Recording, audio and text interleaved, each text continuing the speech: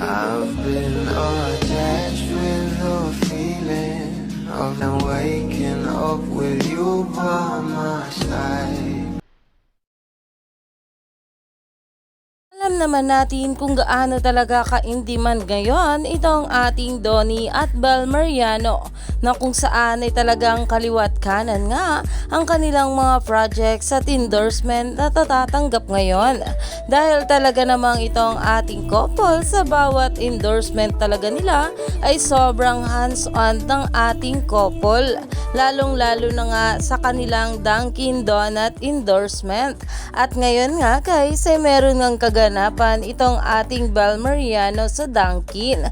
At mamaya ngang 4 PM to 6 PM ay nasa Mandaluyong City nga itong ating Bel Mariano, na ayon pa nga sa Dunkin Philippines, it's a Friday coffee celebration with Bel Mariano. See you tomorrow at Dunkin United in Mandaluyong City. Kaya naman talagang umani nga agad ito ng maraming komento at maraming ang mga bula ang sobrang natuwa patungkol dito, dahil makikita na naman nila at masisilayan ang kagandahan ng ating Bel Mariano. Kaya naman stay tuned lang tayo for more update kila Donnie at Bel sa mga susunod pa na ayuda.